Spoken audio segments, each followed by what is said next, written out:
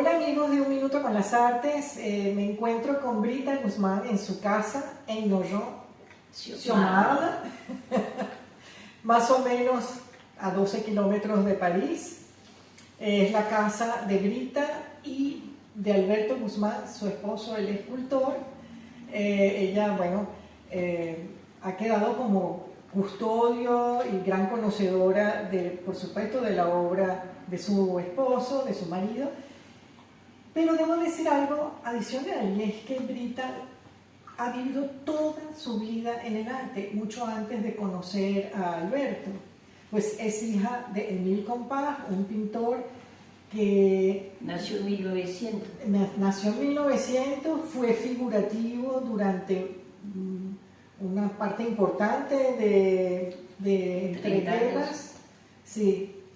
Y luego fue un maravilloso artista abstracto. Realmente me gusta muchísimo ese pase que hizo después de los 40, ¿verdad? Sí. Sí.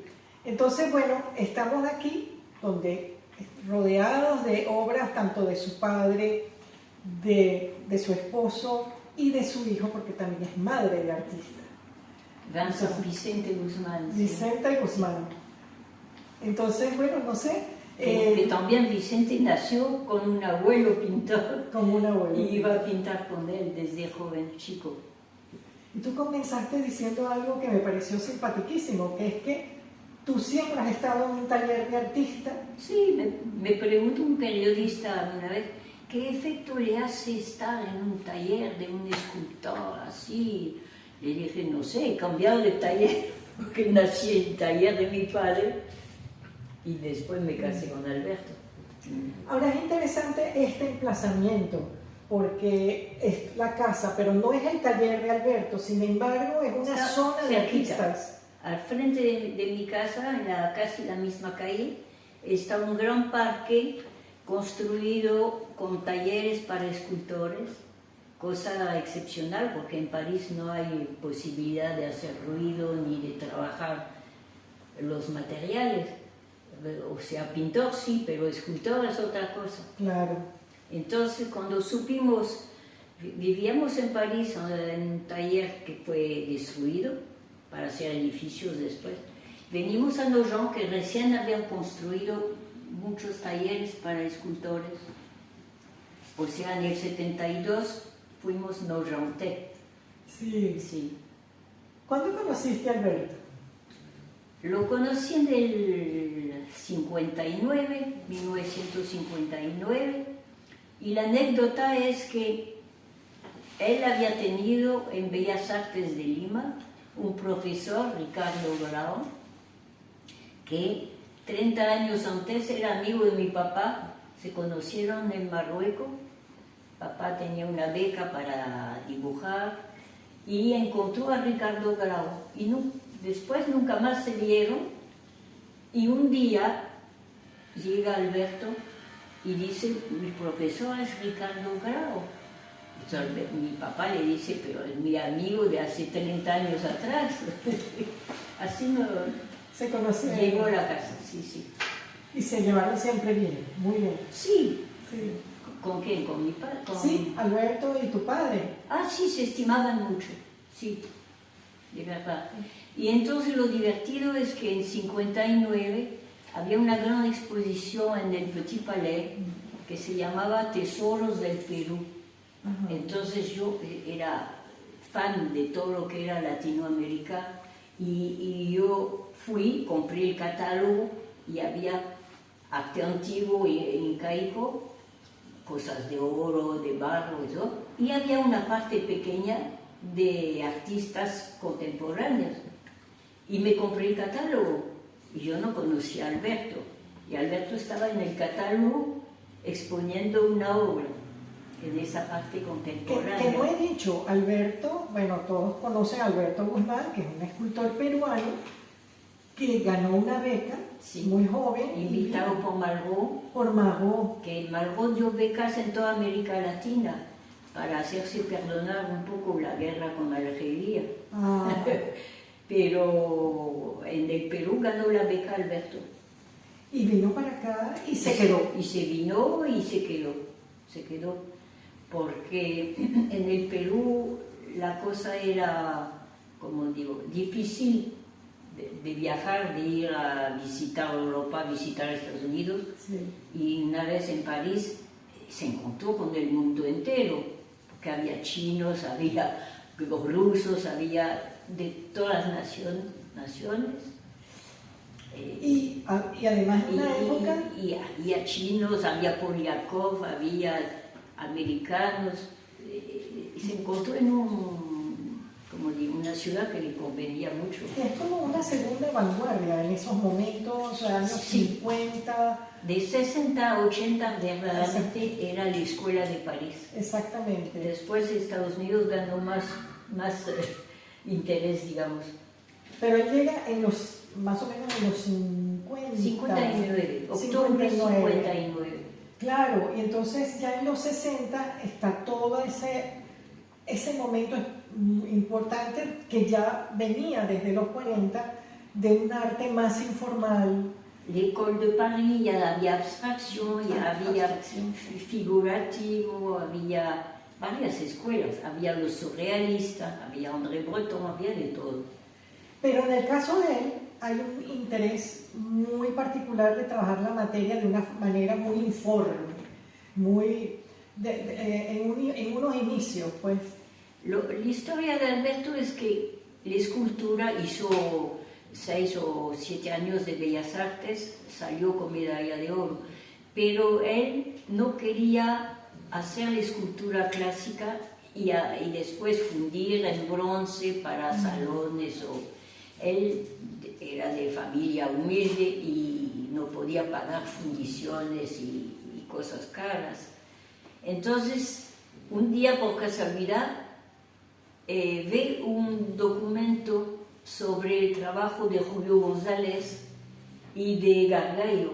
Ajá. Y dice, pero esos tipos son geniales y trabajan el metal directo, con soplete. Y ellos fabrican lo que quieren hacer. Sí. No es que necesitan un fundidor ni hacer molde ni nada. Eso era lo que estaba yo pensando cuando estaba revisando el libro, ¿Sí? que es que todo es soldado. Sí, La mayor, un trabajo enorme 90% por lo menos, de construcción. de construcción, soldado, trabajando.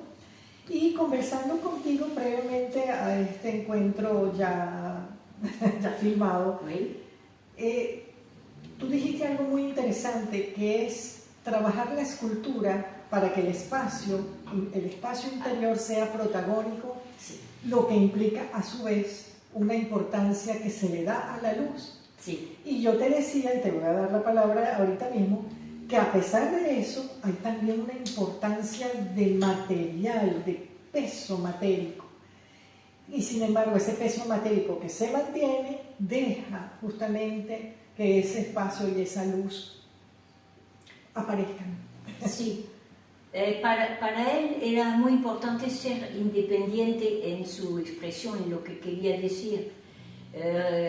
Por ejemplo, en el año 60 hizo toda una construcción muy fina de hilos soldados y él decía que el ideal era incorporar el espacio como material nuevo, o sea, igual hierro que espacio. Exacto. Entonces había una especie de grabado o de encaje que con la densidad del espacio, la densidad del metal, fabricaba lo que él quería expresar. O sea, casi una trompa de luz. Y eso tiene sus variaciones en sus diversos momentos. Cuando él trabaja el hierro de una forma casi como maraña, como red. Sí, fabrica después lo que le va a servir un elemento que es una media esfera, Exacto. la fabrica él. Y luego pasa eso, a las medias esferas con esos elementos corrugados. Corta trocitos de metal, baguetas, ¿sí? Y construye el diálogo que quería obtener entre dos cosas. Él quería fabricar un diálogo en trozos de esferas, porque decía que si el hombre fuera perfecto, Él haría una escultura que sería una bola pulida y perfecta. Pero como hay mucha disensión, separación, tensión y partición, él rompía la esfera en cuantas ocasiones. Y entonces se fabricaba su manera de contar eso. Hay las esferas y hay las obras que son como estelas. Más tarde, sí. Es más tarde, pero le da como una connotación casi Siempre sagrada. con la obsesión de la luz, de agarrar la luz como material. Entonces ya cuando tocó al mármol, en el 80, incluso un poco antes, trataba de que el material, a pesar que era un bloque de mármol, tenga también luz y transparencia. Y entonces eso da a las estelas donde va hasta la piel fina, como cáscara de huevo casi, ¿no? Sí. Da casi una transparencia. Esa mezcla de lo corrugado y lo liso o lo pulido es muy interesante, cómo se dialoga con ese comportamiento tan discordante con el material. Y él los une. Él tiene momentos en que de pronto pesa más el brillo, lo liso, pero en otros momentos es exactamente lo contrario, ¿no? Alberto es un caso raro porque a la vez es muy, ¿cómo se dice? Depurado, su trabajo es limpio. Y en la paz y la luz. Y a la vez es barroco como él, como América Latina, como su infancia también. ¿Y él era un artista con esa efusividad barroca o era más introvertido con esa imagen que uno tiene? Él como carácter. Como carácter. Le interesaba a cualquier gente y se ponía a hablar, se ponía a participar. Quería sacar lo mejor de alguien, quien sea. Eso es lo que yo siento en muchas esculturas de él, esa intención de excavar, de penetrar, a pesar de que lo que hace es acumular elementos soldados, pero la impresión que da al final es que son obras donde se escarba. Es una impresión muy personal, que debo estar de pronto equivocada, pero es una sensación, sobre todo en esas piezas donde acumula láminas, la solda. Bueno, la gente se asustaba, veía los trocitos soldados, decía, pero Dios, qué trabajo, usted ha trabajado tanto. Decía, yo no trabajo, yo me divierto. Porque se siente un trabajo. Pero sí era fuerte. Mucho trabajo. Mucho trabajo, claro que sí. Pero era muy prolífico, trabajaba bien y, como te digo, nunca decía que estaba fatigado, ¿no? Porque, al contrario, decía yo me divierto. Eso es interesante, ¿no? Sí. Este va a roncar, mi perro va a roncar. Tenemos la participación de Bubu muy particular. Es parte de la familia. Es parte de la familia. Sí.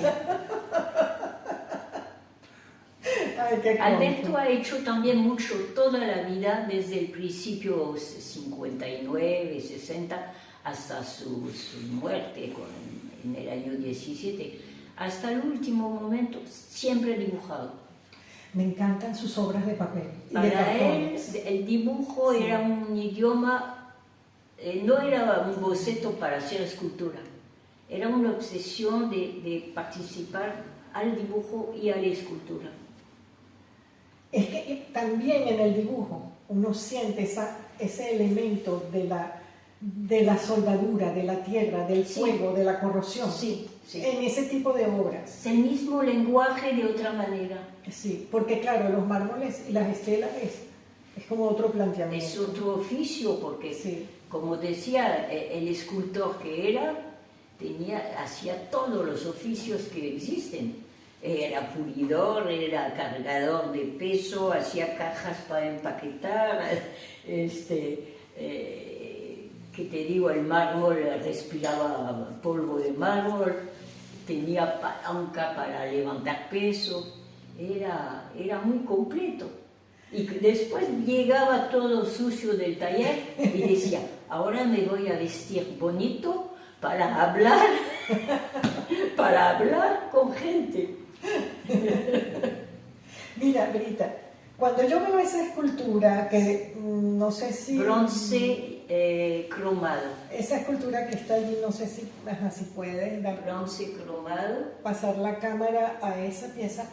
A mí me recuerda mucho la orfebrería, porque él también hizo orfebrería. Sí, hizo joyas. Hizo joyas, y tú también has hecho Sí, joyas, o sea sí. que yo me imagino que los dos han tenido una simbiosis Yo maravillosa. en un sitio más humilde, chiquito, pero llegaba a hacer cosas, sí. ¿Y cómo le vino a él también de hacer orfebrería? Era lógico porque si tú has visto el trabajo minucioso de soldar cosas, elementos, quiso para la Bienal de Venecia en el 66, me dijo, te voy a hacer una joya, vas a ver. Y entonces cortó plaquetitas de oro chiquitas, ¿verdad? E hizo una escultura en oro chiquita para mí, ¿no? Y con hilos, y entonces para él era el mismo oficio, era lo mismo. Sí, es que es como llevar a otra escala.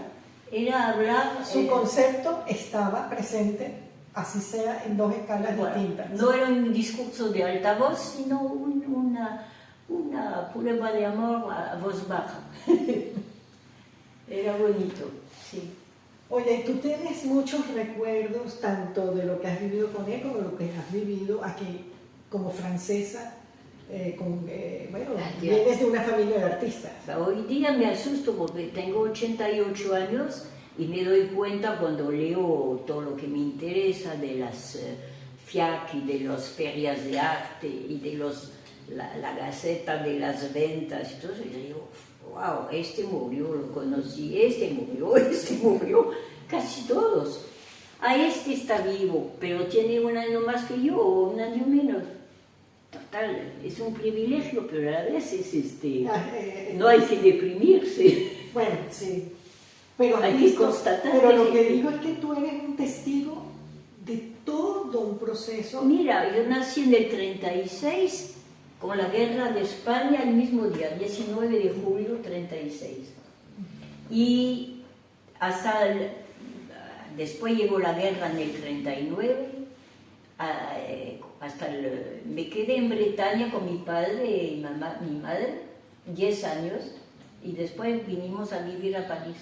Pero conocí todos los pintores interesantes como Talquat y todos en Bretaña. Conocimos al crítico de arte Charles Estienne. Todos después de guerra se fueron a París, nosotros también, y empezó una vida activa, cultural, que estaba muy, como te digo, casi nula en Bretaña, ¿no? Y empezaron buenas galerías. Entonces, tenía no te voy a decir la lista de gente, pero historia del arte, posguerra, hasta los años 80, era así, prolífera, ¿no? Habrían galerías, había vernizaje de extranjeros, de autóctones, de todas las tendencias, y también había mucha lucha, porque los figurativos de un lado, los abstractos del otro, y mucho prejuicio, porque creían de que el abstracto era más adelante y el figurativo un poco menos interesante. Entonces, una guerra de verdad, ¿no? Tú leías las críticas de arte y había clanes. Bueno, te diré que en Venezuela ocurrió exactamente igual. Seguro. Y eso se prolongó durante muchísimo tiempo, figurativos, abstractos. Sí. Y luego viene ya otra etapa. Y después, cuando pasan un montón de años, uno se da cuenta que es absurdo. Porque lo que es bueno y lo que no lo es, no lo pones a la fuerza. Y yo creo que ya hay un reconocimiento de las cosas, no se puede... Claro, sí. Hay una lectura, porque cuando tú has vivido, como yo, desde el nacimiento, mirando pintura o escultura, y al final tienes una lectura que no lo tiene el que mira apenas, Lo suyo. Tú terminas, es como músico. Si tú has nacido en familia de músico, pues tienes la oreja preparada. Entonces, no es una escuela que te enseña todo, sino que lo has vivido, es distinto. Entre vivir en tu contexto familiar afectivo. Te aprende a mirar. Exacto. Te enseña. Y además has vivido toda tu vida en una ciudad que constantemente... Sí, hay renovación. Hay renovación. De todos los lados del mundo, porque... De todos lados del mundo y de todas las épocas. Uy, y tendencias distintas. Y todo lo tienes a la vez. A la vez. Con todas sus guerras, sus prejuicios, sus clanes, también un poco de desprecio, este es surrealista, no sé qué. Total. Pero ahora vemos, por lo menos ahora, que está la exposición surrealismo en excelentísima. Entonces ves que toda la tendencia de la ciudad es un poco relacionar, bien sea surrealistas de la época con surrealistas o algunas actitudes surrealistas actuales. Y lo curioso que me doy cuenta es que mucho, ahora que veo algunas piezas que tú tienes bellísimas de arte africanas, hay esa asociación de arte surreal con abrirse lo a africano. otro mundo, claro. Sí, y de abrirse a eso. Ahora mi papá, por ejemplo, papá nació en 1900 y en el 25, 26, 24 pertenecía a la Galería Bernheim Jeune. ¿Y quién era el que organizaba la galería? Era Félix Fénéon, que hoy día lo conocen y hicieron exposiciones enormes sobre su escritura, su conocimiento. Él descubrió a Signac, a Seurat, a los impresionistas, dirigía la revista La Revue Blanche y dirigía la Galería Bernheim Jeune. Entonces, ¿qué pasó? Que cuando mi padre tenía 25 años, se encontró exponiendo en la Galería Bernheim Jeune con solamente viejos, bueno, viejos. Seurat tenía 36 años, no era viejo, y se murió a 37, creo, o algo así. Pero se encontró con Bonnard, papá hizo amistad con Bonnard, tengo un montón de cartas de Bonnard a mi padre y mi papá a Bonnard, Signac, toda esa gente a 25 años, era el único joven ahí. Y hoy día tú ves, ahí hay un cuadro de él y he prestado obras de tu papá. Oui.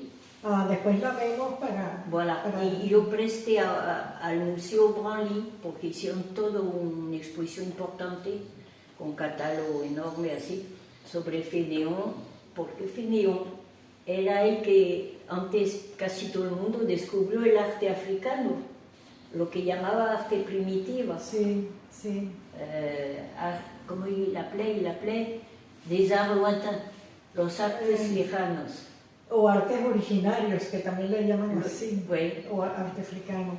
O sea que él, de Entonces, alguna manera... papá con Fénéon, si tú quieres, a 25 años, tuvo ese amor de ir a comprar con Bonnard o con Fénéon, comprar arte africano. O de Oceanía también. Vimos en los Orangeries una exposición sobre el arte de París. Oui. Picasso... a ver, ¿quién más estaba? Derain, Picasso, Modigliani, y piezas de arte africano. Sí. Y sí, todos empezaron a todos. amar esto, amar la novedad de esa manera de ver, claro. ¿Y a tu papá le interesó también? Sí, te digo, se iba con Fénéon. Bueno. Tú sabes que cuando murió Fénéon en el 43, tenía 1500 obras de arte primitiva. Wow, sí. Y entonces se hizo una venta que la plata de esa venta fue dada a la Universidad de París para fabricar el Prix Fénéon para joven escritor o joven pintor. Y papá participaba al jurado del Prix Fénéon en memoria de su amigo Fénéon. que también fue amigo de Alberto. Lo invitó a exponer en la Galerie Bernard Jeune con Seurat, con ¿A tu papá o Alberto? No, hablo de mi padre ahí. Ajá, ok, de tu padre. No hay que mezclar. Sí. Es otra generación. Por un momento me... Alberto nació en el 27 y papá en 1900. Claro, es otra cosa. Y además que Alberto vino después. Bueno, pero te explico el por qué sí. hay ese amor que mi padre ha tenido en memoria de Fénelon y de su juventud. Oui. Qué bien. Yo sí me he dado cuenta de eso. Y tal vez la asociación que yo hice fue por esa condición tan con la naturaleza y cierta condición que también percibo en algunas obras de Alberto, y de ahí la asociación que hice. No sé si también, como veo piezas de arte precolombino. Sí, mis ancestros les Incas. Sí. Claro. Esa pasión viene, tú recibiste esa pasión también. Sí, yo me gusta mucho. Esto es Chancay, hay Nazca y todo eso, pero Chancay me gusta porque es pura tierra. Exacto. Sí. Más primitivo en mi opinión. Ahora Alberto, cuando dibujaba mucho y después decía el Perú, dicen que los peruanos son escultores porque han hecho piedras y han trabajado también el barro, pero se olvidan de que Chancay son pintores todos, dejaron un montón de telas pintadas y en el Perú hacen cierto caso, admiran estas telas, algunas son muy sabias, muy trabajadas. Pero Alberto estimaba el Chancay muy rústico, muy primitivo, ¿sí? Claro, pintado sobre tela. Entiendo. Con los óxidos de metal. Tenías desde el ocre fuerte, rojo y hasta el violeta, óxido de hierro, de cobre. Bueno. Escultura La Loca. Es genial, el nombre de esta escultura es La Loca.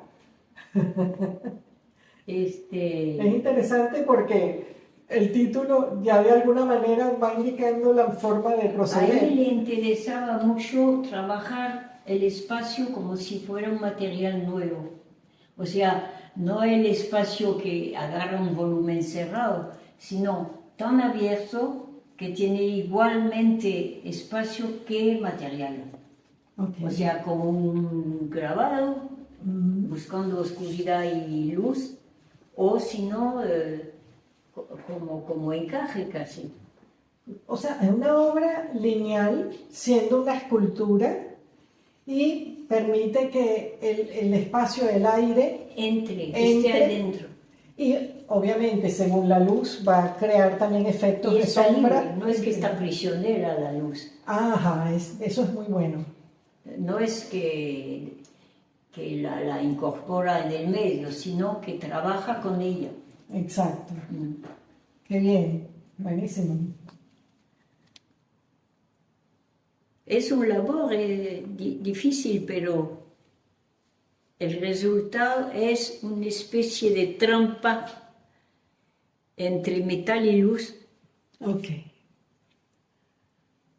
Sí, aquí se entiende muy bien cuando se habla de incorporar el espacio, la luz. A la escultura. Y luego en los mármoles también la transparencia, en cierto modo. Trabajar como si fuera un material nuevo es la luz.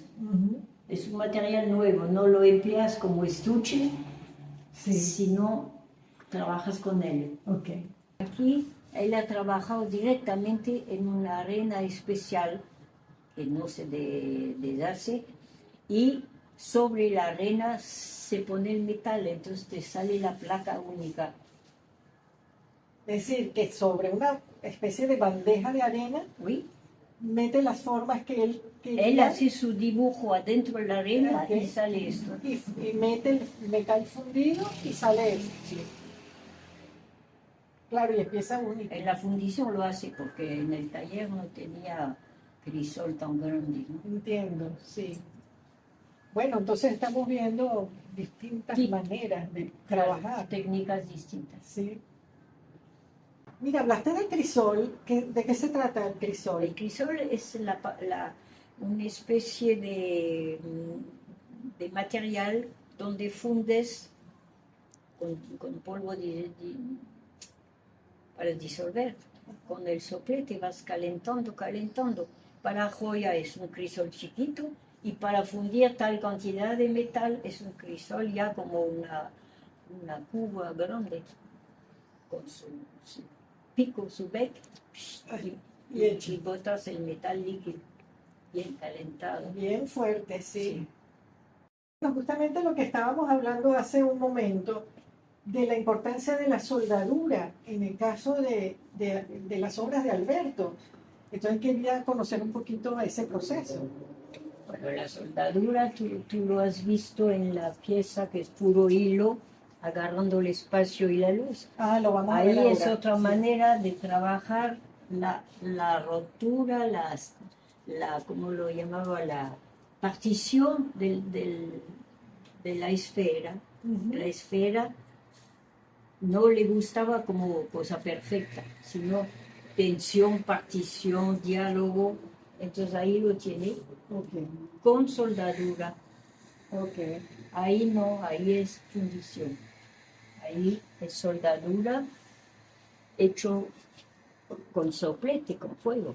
Exacto. Y esto es un molde Ajá, que se funde el metal. el metal. Es otra técnica. Exacto. Pero el diálogo, si tú quieres, De entre el lo lenguaje sigue. Lo interesante es el tema de la tensión, ¿no? Y de la fragmentación, Partición, partición. tensión, sí. Y aquí el comportamiento es otro. Ahí está buscando la luz para romper con la masa del mármol, Exacto. que pesa, y entonces parece más liviano porque hay un corte, la luz pasa. Aparte de que ese mármol ya de por sí da imagen de luz. Vamos entonces aquí adentro. Esa es una puerta que hizo, es mi padre esto, mi papá que hizo esta ¿Ah, sí? puerta. Tu papá también le dio a diferentes, Hizo pocas esculturas, pero más bien pintura. pero con cambios bastante drásticos. Sí. Sí. Y cuando vivíamos en el taller de París, antes de que lo destruyeron, hemos heredado de un taller de un viejo escultor que había muerto, Monsieur Alou, Alfred Alou. Y entonces dejaron lleno el taller de cajas con, ¿qué? Ticket de metro, guantes, cajas con... Y después había cartas. La familia Alou, el señor y la señora, habían recibido cartas desde 1800 no sé qué. Monsieur Alou, 2 rue Montieville, Paris 17e, con timbres y todo, sellos. Y teníamos una caja llena. Entonces en eso llegó Alejandro Otero con Mercedes y Alejandro dice, ay Alberto, ¿qué vas a hacer con todo eso? No sé, no lo he pensado todavía. Me las das, por favor, voy a hacer una obra. Y Alejandro se llevó un montón de cartas de Monsieur Alou de Rue Montieville, Paris 17e, y hizo obras fabulosas pegando una carta y ajustando su manera de verlo, ¿no? Hizo una parte de su obra con las cartas. Pero esas cartas las encontraron donde Alberto se fue a hospedar, ¿o cómo fue eso? Nos dieron un taller momentáneo por algunos años antes que fuera destruida la casa. Y la encontramos llena de cosas. Imagínate. De cartas y de todo, y de muebles y de Y esculturas. la relación con Alejandro Otero fue... Entonces Alejandro le dice, pero Alberto, esas cartas no las botes, voy a hacer obra. Eso fue aquí en Claro, París, claro. y ahora están en museos no sé cuáles, ¿ves? Porque Alejandro le inspiraba mucho la carta con su timbre. Que justamente yo fui a la fundación de Alejandro Sí. Otero y Mercedes Pardo, Y tienen una escultura hermosísima de Alberto. Sí, fue en el año 65 cuando le dijo a Alberto, Miguel Arroyo quiere hacer una muestra de tus cosas. Entonces fuimos allá, nos quedamos incluso alojados a donde Mercedes y Alejandro.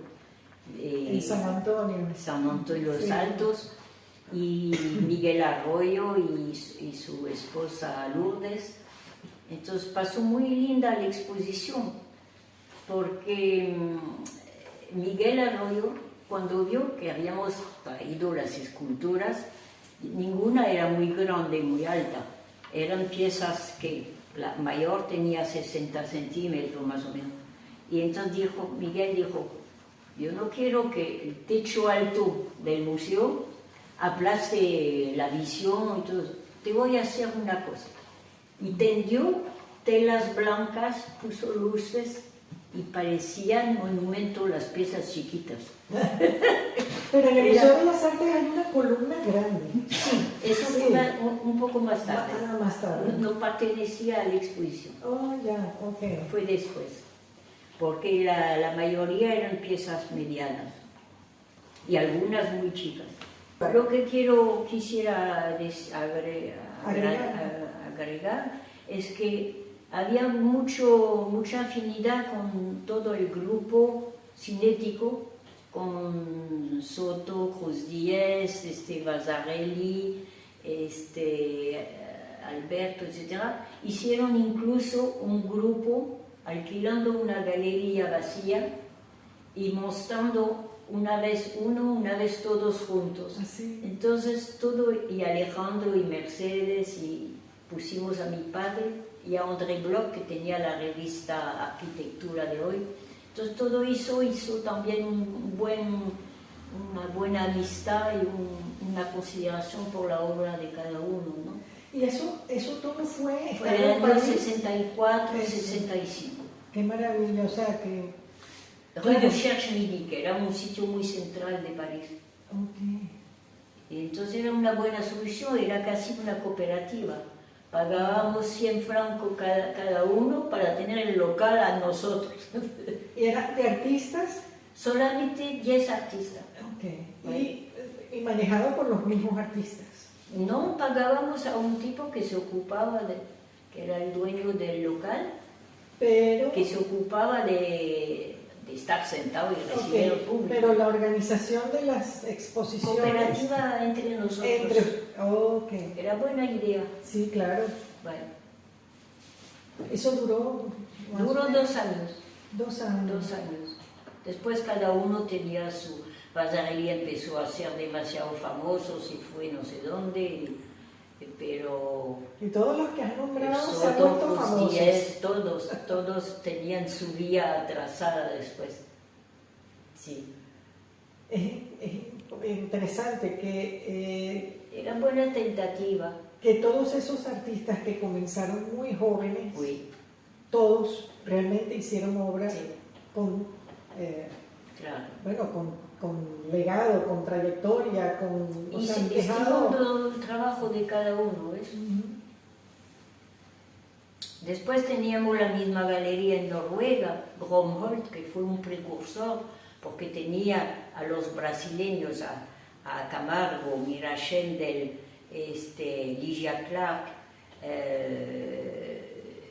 y la galería de Gromholt tenía Soto, Vasarely, Alberto, y hizo colección y muestra a todos. Y cuando murió regaló su colección al Museo de Oslo. Entonces fue muy importante ese. Llegaba a París, parecía el Papá Noel, tenía una barba grande. Llegaba y que en una semana tenía que ir a Soto, ver a Alberto, ver a Camargo, ver a sus caballitos, ¿no? Alberto ha vivido más de 60 años en París, o sea, ya es como se dice, una vida entera casi de trabajo. Pero en el 89 había una exposición de latinos en el Grand Palais y era bajo la época de Mitterrand. Y entonces hubo una ley de que si un extranjero que viajaba, por ejemplo, para ir a la Bienal de Venecia, había que pedir una autorización al Ministerio del Interior, decir dónde ibas, por cuál frontera salías, por cuál frontera ibas a volver. Una cosa organizada que no le gustaba a nadie, ¿no? Entonces Alberto protestó y varios protestaron. Dijeron, pero nuestro trabajo es de ir igual a Noruega que a Venecia. No podemos estar a cada rato pidiendo un papel. Entonces Mitterrand hizo la posibilidad dijo, ya, pida de ser francés. Entonces en el 89 se volvió francés Alberto. Por esa cuestión de fronteras, si no le parecía inútil papeles, ¿no? Yo soy peruano, nadie me lo va a quitar. Y casado con una francesa. Además. Sí. Entonces el mismo año Jacques Lang lo condecoró Chevalier des Arts et Lettres. Eso ayudó también para que digan, bueno, claro, francés. Bueno, no cabe duda que... Y entonces a veces representaba Francia, a veces representaba el Perú en Venecia, los primeros años.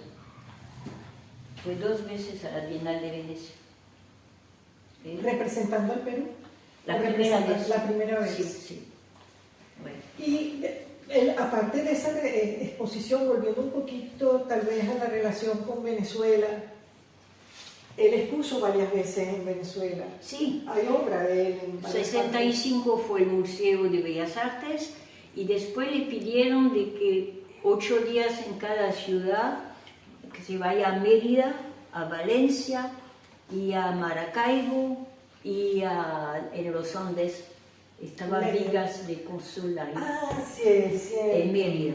Vigas organizó una exposición de arte latinoamericano en Valencia. Seguro. Pero en 65, después de Caracas hicimos Valencia, Maracaibo y Mérida. Debe estar relacionado. Y hay una obra en cada sitio. Okay. Fue muy simpático porque en Maracaibo había un calor de espanto y Alberto se ponía delante de un ventilador, entonces agarró un catarro enorme, lo mandaron a Mérida a curarse. ¿Ah, sí? Ahí es fresco. Al frío curarse. Sí, sí. Bueno, sí, a veces dicen que mientras más calor, más caes enfermo entre calor y los aire acondicionados. Tienes que aguantar el calor, pero no ponerte delante del ventilador. Fue buenos recuerdos. Ay, sí. Quiero mucho Venezuela. Qué bueno. Ay. Bueno, es que te digo, tú hablas como una venezolana prácticamente. Pero... O latinoamericana, vamos a decir así. Pero se habla suave así. Es cierto. Pero ¿por qué aprendí el español? Porque a 15 años yo estaba encantada de América Latina, y sin saber por qué, y iba a todos los cursos de Paul Rivet al Museo del Hombre, e iba a la mañana del domingo al cinema El Cluny a mirar las películas de Pedro Armendariz, María Félix y todo eso. Entonces el español me entró con mucho cariño, ¿ves? Fíjate tú. Qué curioso, porque en mi cuarto yo tenía el mapa de América Latina. Conocía más Tucumán y los tupí guaraní que Francia, ¿no? Tú me hubieras preguntado dónde quedaba tal pueblo francés, de repente ni sabía. Pero América Latina sí. ¿Y has recorrido América Latina? No, Perú, ¿qué más? Venezuela y Perú. El resto por avión pasé corriendo. Sí, bueno. Bueno, pero tenemos amigos de todos los países, Antonio Cedí, Fernando Massa, todos los que vinieron a París, ¿no? Que son muchos. Son muchos, Sí. y muy buenos. Bueno, debo decir y debo agradecer a Marta. Y la Marta Rodríguez. Exactamente, a eso que iba. también es vecina y amiga. Y que gracias a Marta nos conocimos. Claro. Nos conocimos y estoy aquí gracias a Marta. Claro. que no está en el Claro. video, pero Es está un cerca. agradecimiento también a su país que nos dio posibilidad de viajar allá y todo. Lindo. Sí, bueno. Mm. Bueno, mira, yo creo que hemos conversado. Podemos muy bien. seguir hablando horas. Eso sí, es verdad.